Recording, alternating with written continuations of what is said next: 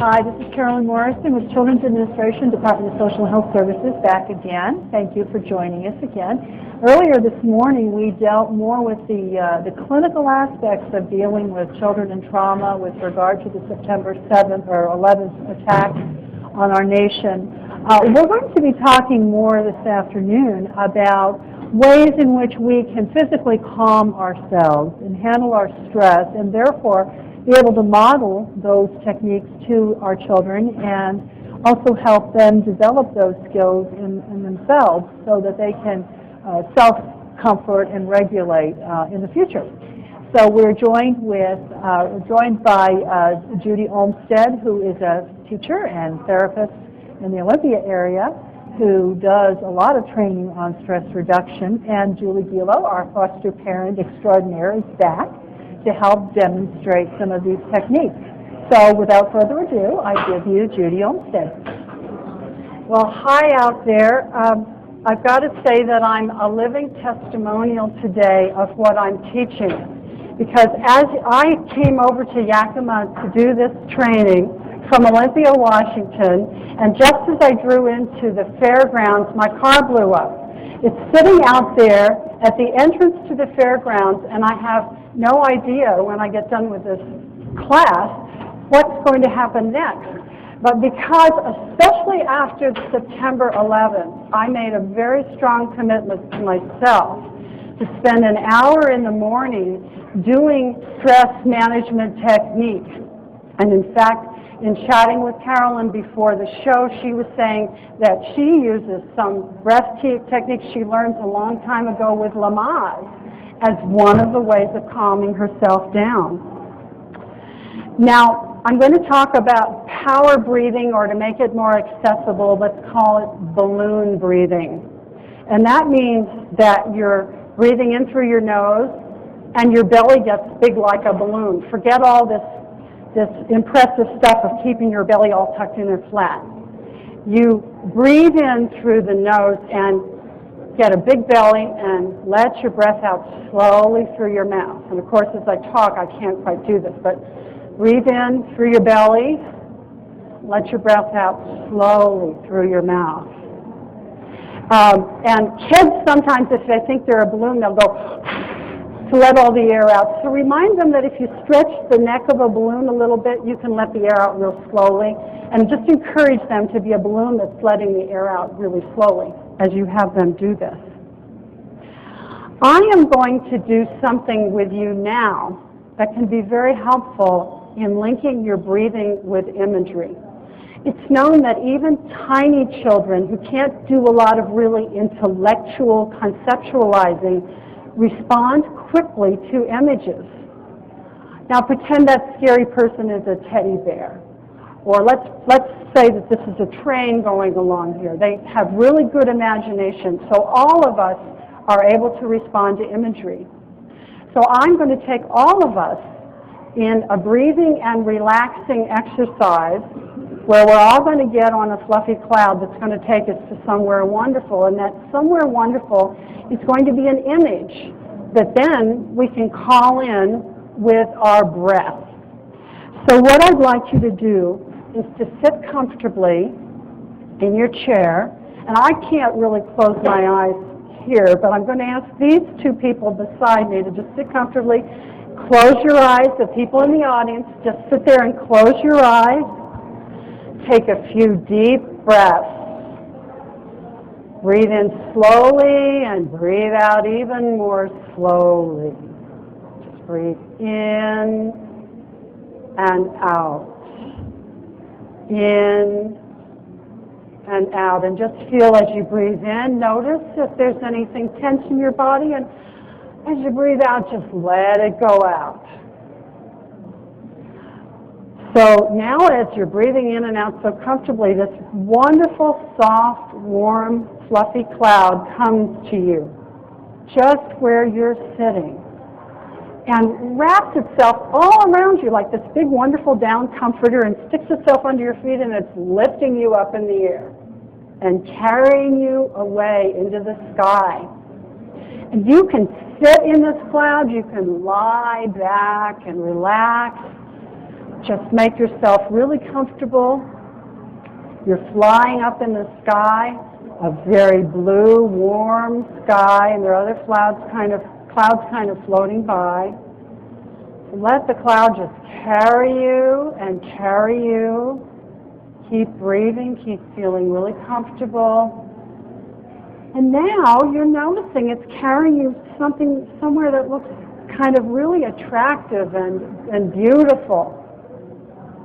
And it's getting closer and closer to the ground and letting you down very gently. And then it kind of snuggles around you and shakes just to say goodbye. Say it's been a good time taking you on this trip. And leaves you there, and you're in a really special place. And I want you to look around and experience this place. What does it look like? Is there a soft breeze? Can you smell some flowers? What is your special place like? So I'd like you to just take that in and notice one thing that you really want to remember about this place. Something that's even extra special. So I want you to pick this and remember it, because guess what? You're coming back to this chair in the room where you're sitting, and you're saying goodbye to the place, and you're remembering this wonderful thing you're bringing back, taking a few more deep breaths, and when you're ready, open your eyes and join us here. Now, what you're bringing back with you is something that you can use and remember when you're feeling stressed. And this is a quickie. Something's just boiled over on the stove, the phone is ringing, and two kids are fighting. Take a couple of deep breaths and bring in this image, whatever it is you've brought back with you. Obviously, you can teach the children that you work with to do this and remind them to take their balloon breath with their special whatever, their special image, their special treat, their special flower. So this is something that can be really helpful to you. Okay, now I want to do another really small thing, very small. I want you to let your face sag, your shoulders sag, your brows to get kind of creased. How do you feel? Now, keeping that posture, I want you to practice just a slight smile on your face. A little smile. Are you able to feel as crumpled and bad with just that little smile on your face? The answer is no, you can't. And this is a lesson. By putting your body into a certain posture, your body can affect your emotions. It goes two ways. So you can work with yourself and with children in putting your body in a let's pretend pose, or have a let's pretend face, and guess what? The let's pretend starts sinking into your emotions. So that's another very simple thing you can do. And I understand that in the world of smiling, if you make yourself smile so much that your eyes wrinkle, that stimulates pleasure centers in your brain. And you can arbitrarily do this, whether you're feeling great or not, and there will be a physical response, okay? Now I'm just going to mention another piece in relaxing and centering. And this piece has to do with tensing the body and letting go. That's another physical resource that you have. If you think of a rubber band and what happens when you pull it really tight, and then how nice and floppy it is when you let it go. It's the same thing with your body. You can experiment with yourself and with the children. You can tighten everything. Just try to tighten everything in your body as hard as you can, and then let it go. And you will feel a relaxation response. Now, there are many ways that people work with this in terms of tightening just your hands and then your forearms and your shoulders and your legs, etc. Tightening and letting go. And I'll just mention this as a common stress reduction method. The fancy name is autogenic training, that if you just think of a rubber band and releasing it, I think you'll be able to remember it pretty well. Well, now I'm going to go into, and for children, let me just mention that something else you can do is have them be a piece of spaghetti. Have them be a rag doll. Have them imagine that they're an ice cube, but the sun is shining on the ice cube and it's slowly melting and it's getting very, very warm. So all of these things can be images that can help a child relax, maybe before going to bed, or if they're worried about some homework, or at any time that they may need a little boost, or you may need a little boost for some relaxation. Okay, now I'm going to move into something that is probably less familiar to most of you. It certainly was to me until recently. I understand that acupuncture comes to us from China and has a very effective kind of a treatment technique that can help people relax their bodies and change their energy system. Well, I don't run around with acupuncture needles, and in fact, I'm kind of nervous about needles. But there's a Japanese elaboration on this called something Jin-Shin Jitsu is the name. And you don't have to remember this. If you want, it's in the handout. And it has to do with holding different points on your body just with your two hands in order to produce results, energy shifting results. I'm just going to show you the very simplest of this. I myself may do a fancy one to relax the whole central energy system, like having one hand here and moving the hand to different energy points in my body and holding them. And the book by Alice Burmeister explains that in a lot of detail, and my public library has it, so yours probably has it too, and it's in the reference list. But what you can do is work with your fingers. Just everybody grab your thumb and just hold it for a while I'm talking. Now the thumb is the one that relates to the energy systems of the body that have to do with the attitude of worry. So simply holding your thumb for a period of time, and maybe this is in the middle of the night, you're waking up and you know you're worried, grab that thumb and hold on to it. That's one of the energy points. I'll ask you to guess which is the energy point which has to do with anger out of all our fingers. It's pretty obvious. The intuitive knowledge of people, the world around knows that it's the middle finger. However, that finger's good to hold not only for anger but for your immune system. The first finger here has to do with fear.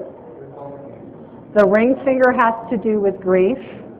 And the little finger is probably one any foster parent would want to hold because it's doing too much or trying too hard.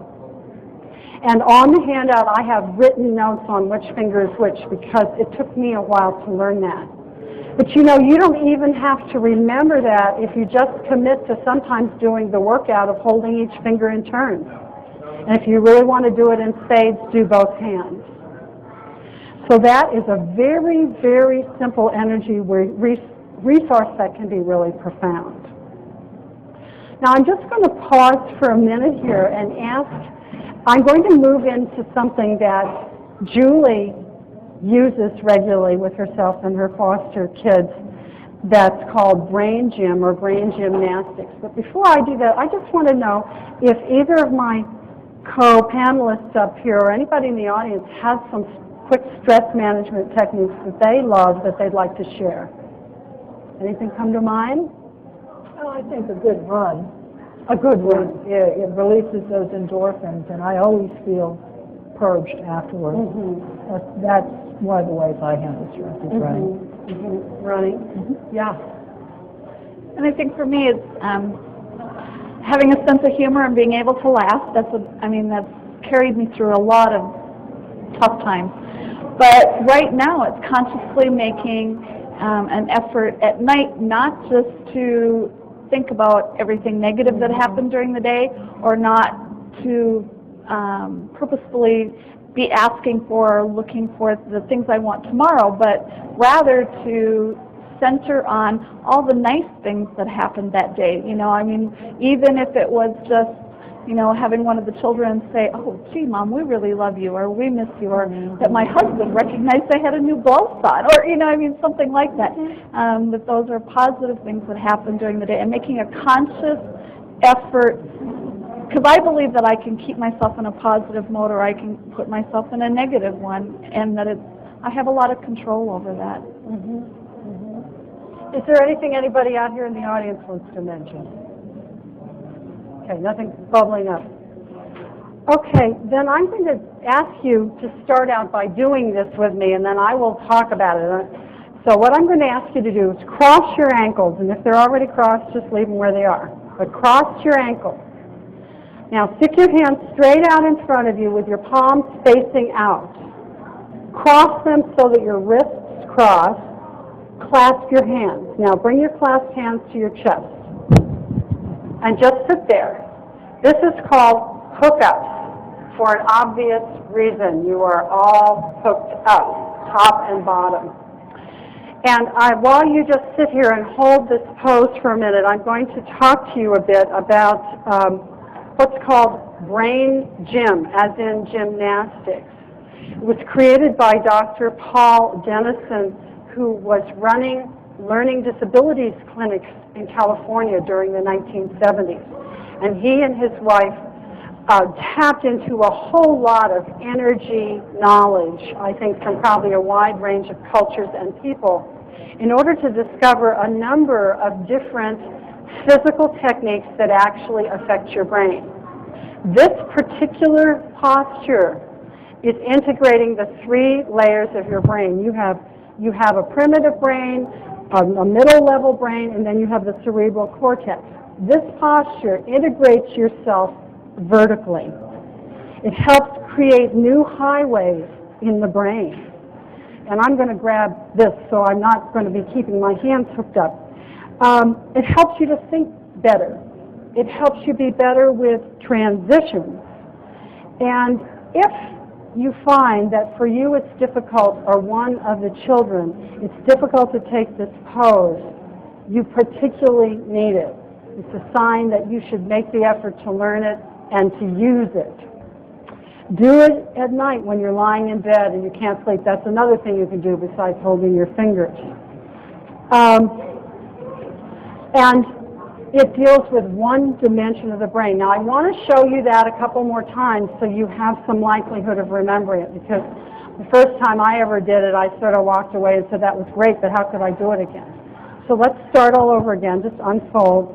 Cross your legs. Have your ankles crossed. Arms straight out with your palms out. Cross your wrists. Grab your hands. Pop them up. Okay, and one more time, because I'm hoping some of you out there have an opportunity to take notes. The steps are cross your ankles, arms straight out, palms out, cross your wrists, clasp your hands, bring them up. A friend of mine works with learning disabled children. She uses both the techniques of Jinshin, but she uses this very commonly. And she will take that posture, the child will take that posture, and she'll just engage the kid in a conversation. This is a time for some special listening, some storytelling, And it's a time then that the child doesn't get too bored sitting in this posture for 4 or 5 minutes, which is a good amount of time. Okay, your brain has several other dimensions that you can tap into with Brain Gym. But first of all, I want to say you use this hookup, don't you? Mm-hmm. So how do you use it? Actually, in a lot of the ways that you talked about when we're conversing with the kids, and it's gotten now where, I mean, if I start, the kids start. Pop right into it. And also with Tessa specifically, who has that history of, sleep issues, we do it at night before she goes to bed. And we do the hookup. At that point, there's probably not a lot of dialogue between the two of us, but she'll then anchor her tongue to the roof of her mouth, just take some nice deep breaths, and at the same time, I may even be behind her, doing some massage of her forehead, some rubbing of her shoulders, whatever else it is that she needs to kind of bring herself, down into a calmer state. And I'm glad you mentioned that, anchoring your tongue on the roof of your mouth. That's just an extra special step that you can use if the child is going to be quiet or you're going to be quiet. If it's quiet time, it's touch the tongue to your roof of the mouth. So then we have the front and the back of the brain, and one of the very simple exercises for integrating that, it was interesting. I was talking to a staff person at the headquarters for Brain Gym. She couldn't think of the name of this technique. She stood up and she did it because it's a technique that helps your memory and helps you retrieve things. And that is standing up and bending the front knee and having the other leg back, and then pumping up and down with your back heel. So just imagine me pumping up and down here. You can see I'm rising, and when I go up, you breathe up. When you go down, you breathe out. So I'm breathing in, breathing out, breathing in, breathing out. And then switching sides, bending the front knee and putting my left leg behind me, and going up and down on my back leg, breathing in as I go up, and out as I go down. This is very helpful with children who have any kind of learning disabilities, and it's helpful for me who has trouble retrieving things mentally sometimes. So then I'm going to lead you into a final Brain Gym thing, which has to do with what's called cross crawl. And I'll ask people to stand up. This is our grand windmill finale. And what we're going to do is, first of all, I'm just going to have you do something special. If you trace your collarbone, you find a little lump here, take your fingers and tap below the lump. Now, I'm not going to tap hard because I have a microphone on, but tap here. Then tap in the center bone here for a bit. Then tap either under your bra, or if you had a bra, where it would be, here on your ribs.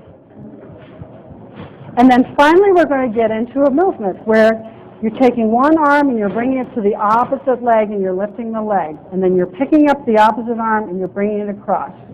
This integrates the right and the left sides of your brain, and it's just a fabulous way in combination with the hookups to tune up your brain and manage your stress. So just do this for a little while. And do you do this one also? Actually, I do. We did this one specifically with Brandon, who had major motor difficulties as an infant. So this helps. He couldn't do this. So it was essential. But we did it for the first year and a half of his life. And he actually didn't crawl even till he was about 12 or 13 months of age. But once he did, he could have won a gold medal in the Olympics as far as crawling. And I believe it was because we helped his brain connect the right and left hemisphere and cross that midline, Good. because he couldn't do that. Yeah, yeah. So here we are with Brain Gym and all these other techniques. Please try at least one of these, or maybe even more in the coming week. And wear your oxygen mask, folks. And finally, I just want to thank all of you who do this work. I'm just so impressed by your big hearts and your follow-through through all kinds of stressful situations. Judy, thank you for a wonderful demonstration. I think we've all taken something from that and can apply it when we need to do that.